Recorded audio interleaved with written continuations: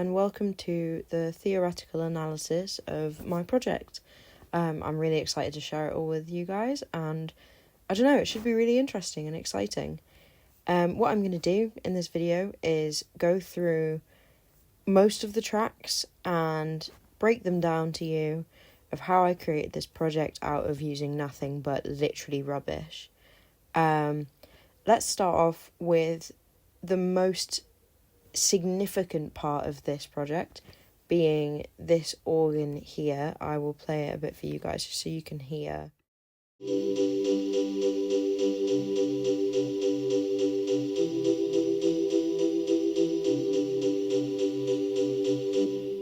So that is the main organ that you can hear throughout the entire piece. It starts off nice and sort of quiet underneath all of these samples. Copernicus said that an unprecedented spell of January and November that this year would... So yes, it goes the whole way through. And that is a sampled Coke bottle and a sampled Pepsi bottle that I've used with Quick Sampler. So I will go into Quick Sampler here and explain to you what I did. So now I've got Quick Sampler up, we can show what I did. So I had one big audio file of me blowing into a Coke bottle or a Pepsi bottle. I did this twice.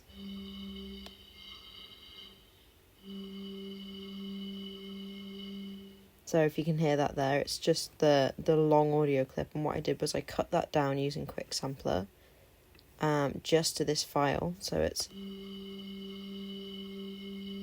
like that, and then put that into the sampler, which turns it into a whole keyboard.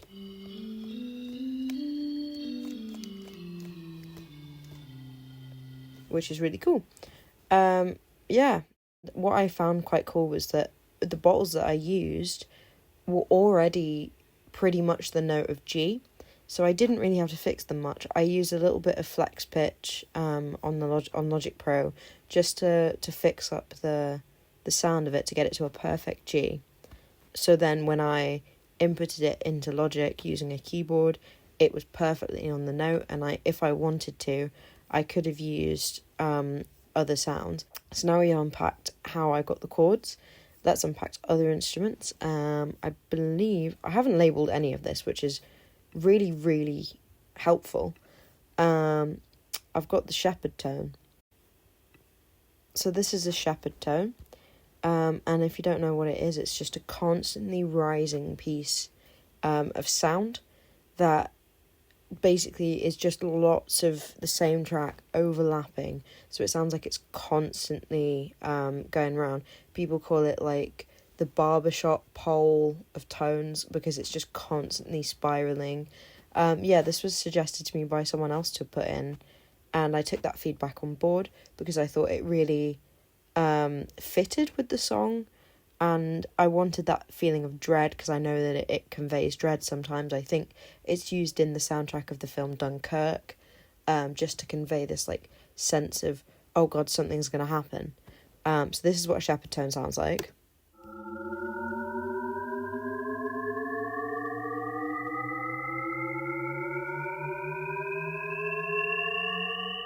So let's move on from the shepherd tone.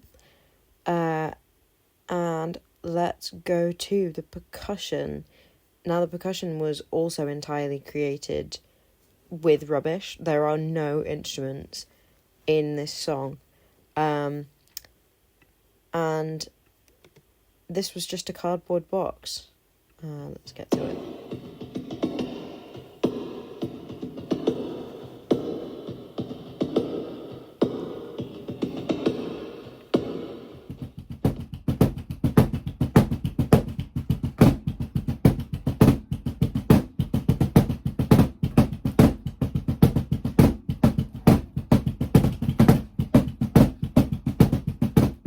So, yeah, that is literally just a big cardboard box, and I hit it with some mallet drumsticks, which are the ones that have the felt on the end that you play for big cymbal swells or timpanis and things like that, lots of orchestral things.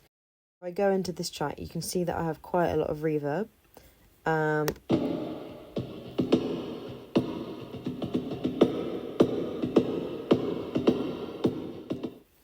So that is to help it sound more bassy, more, more like orchestral. So I put that into just the standard preset drum chamber. I really like the way that it sounds, so I did that twice and panned them in different ways. I also EQ'd it, so I bass boosted it, so it's just, I can turn off the EQ, and let's hear what it sounds like without the EQ. And then this is with the EQ.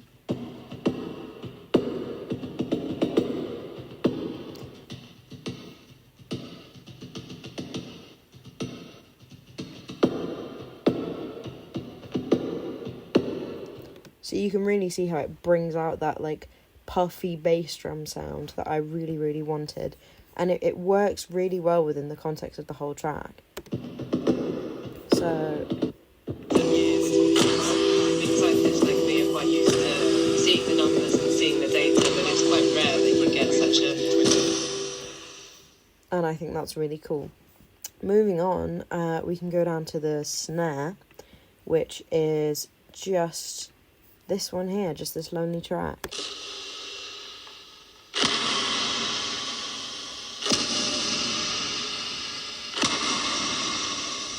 And I can let you in on a little secret. The way I did that is I had a tub that used to have biscuits or something in it, like a plastic tub, and I put beads in it, like I think they're like Lego pieces or some construction game pieces of it. I put that in there and I hit it with my hand, and that is all I did for this track.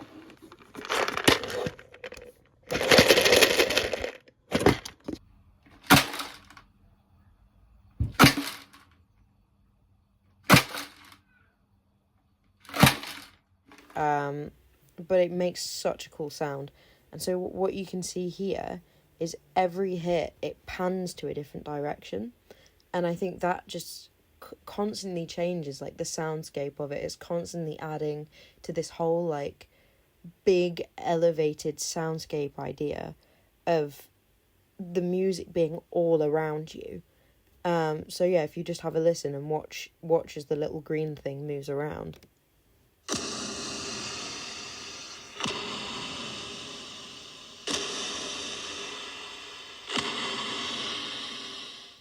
Moving on now, I'm going to talk about the shaker, which I believe is this track.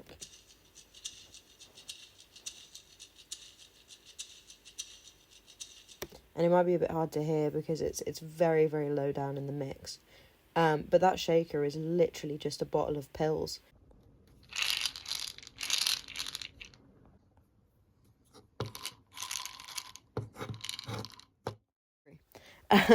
So, because the Coke bottles were in G already, I decided to just keep it in that key the whole way through. I've got early recordings and voice notes of me coming up with this song. I'll put them in now. Okay. I'm going to attempt it on the piano.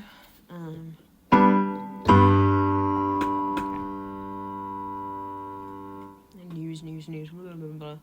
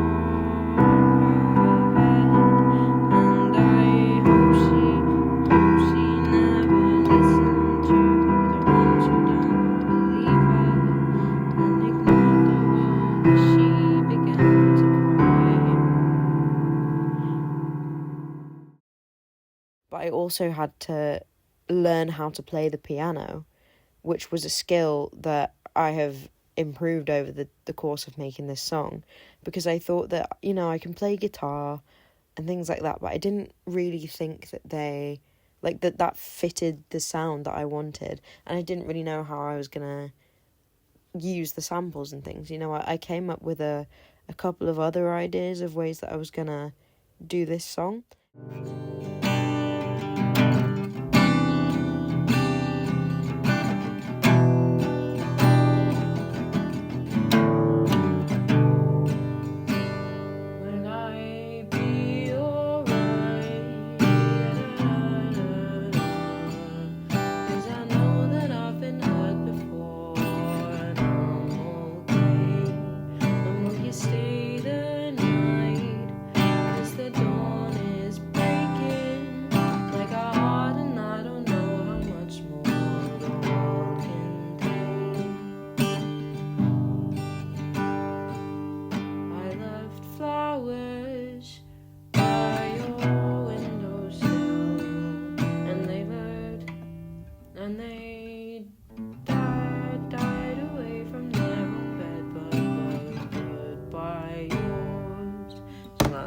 But nothing ever seemed right until I wrote this song, and I sat down at a piano and was like, right, I'm gonna learn how to do these chords, and it's gonna sound awful, but I'm gonna practice, and I'm gonna use that practice and the theory that I know, and I'm gonna learn.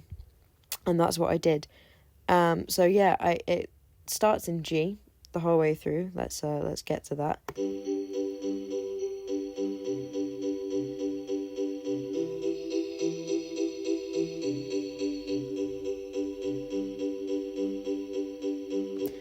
So it's just in G, until you get to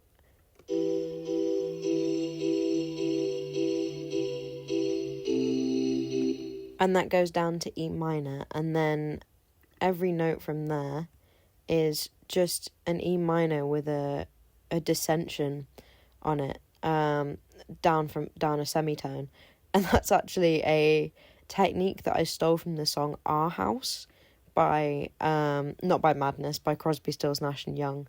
It's not the Madness one, but in that song it starts on an A, and every chord after that is just an A with a dissension underneath it of a semitone, and I think it sounds really beautiful. But then when I put it into a minor sounding key, or a minor part of the key, it gave this like sad, like not horrific, but like this sense of dread, and with the lyrics on the top, I hope she never listened to the ones who won't believe her, and I think it just really works. So you know, just listen to that all in context again. For fire, and I hope she never noticed all the men that made her weaker and cashed their checks as she began to die. And then it ends on a C there, C, and then it like builds up back on a D, and that shepherd tone comes in just to really pull out that sense of dread, and it goes back to a G for the chorus. And I really like the juxtaposition of it being in this happy sounding G, like the whole way through, with these lyrics over the top that's like, the earth is dead, there's nothing we can do about it, you know, yeah, we've screwed up basically, and you've just got this chord sequence underneath that's just really happy.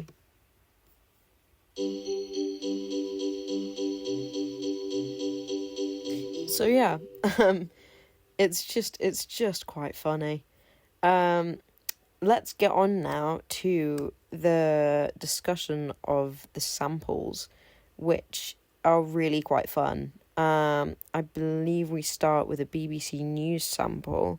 Last year saw the fastest annual rise in the concentration of carbon dioxide in the Earth's atmosphere. So underneath that, you've then got the other ones coming in, slowly. So let's go back to here. Collected and analysis from a research station in Hawaii. A study from the UK's Met Office has warned that CO2... And then you've got, you know, even more coming, and the piano, the organ thing, and everything just starts to pull in, and it creates this wall of noise that's just so loud. Threshold to protect the planet from dangerously overheating. The new benchmark affirmed by the Copernicus Climate Change Service caps a year in which countries... And then what stops that wall of noise is this differing opinion of a guy just going, yeah, there is no climate crisis, it's a hoax. And then we hear Donald Trump, of all people, just backing that up. And as he does that, that wall comes back just to, you know, confuse and disorient before we get into the actual, like, the happy sounding bit of the song. Even though the lyrics are really quite dark and dismal, you know, it confuses the mind. And that's the sort of aim of this project. It was to just be like, what is going on? And, you know, I think I've achieved that really with making this whole, like, confusing wall. But the real underlying thing is that there is no climate crisis. President Trump believes climate change is a hoax. We know this because he has said it over and over again. So Obama's talking about all of this with the global warming and that, a lot of it's a hoax. It's a hoax. I mean, it's a money-making industry, okay? And then that, you know, that whole thing comes back in. The UN said that the current direction of climate action will result in catastrophic 3.1 degrees Celsius.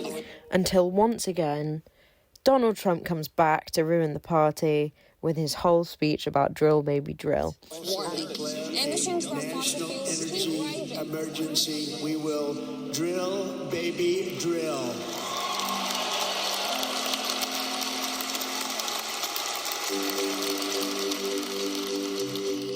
And then obviously we get into the song that everybody knows about. And the next time that all these news clips come back in is during this, like, minor dissension section that goes on for, like, I can't even remember. I think it's, like, it goes around, like, 10 times or something.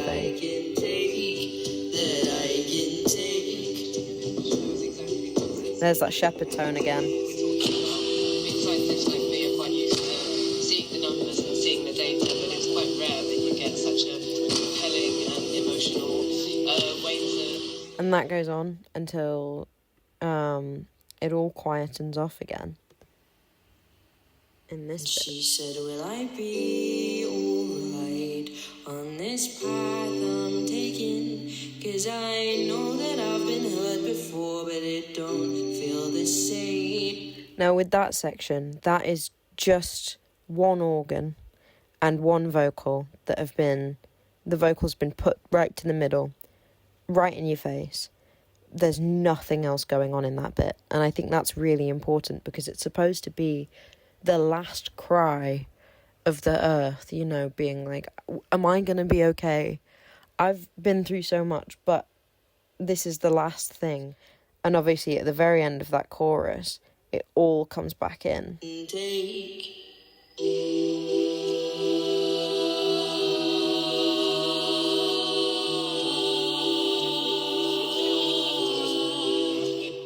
And if you can really hear it in the background, you can hear these voices underneath all the vocals and things like that. Like, just give it another listen.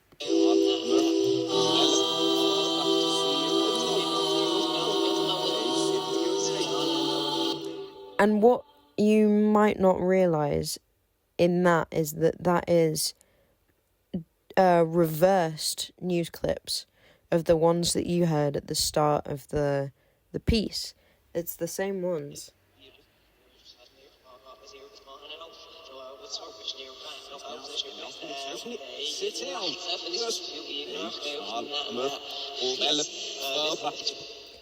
And I thought having them reversed, it makes it sound a little different. For one, it's not the same news clips going around again for a third time. It's this weird demonic sound of just, like, not quite coherent, voices. Like, you can't tell what they're saying because obviously it's reversed, but you don't really know that when it's in the context of everything. Like, have another listen.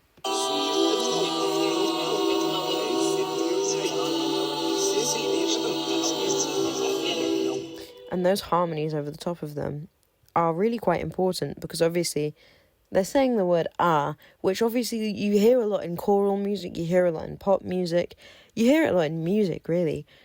But the way that it ends was intentional because I wanted it to sound like a cry for help. So that very last ah is really, really loud because it's supposed to be like a help me. Let's get to the very end.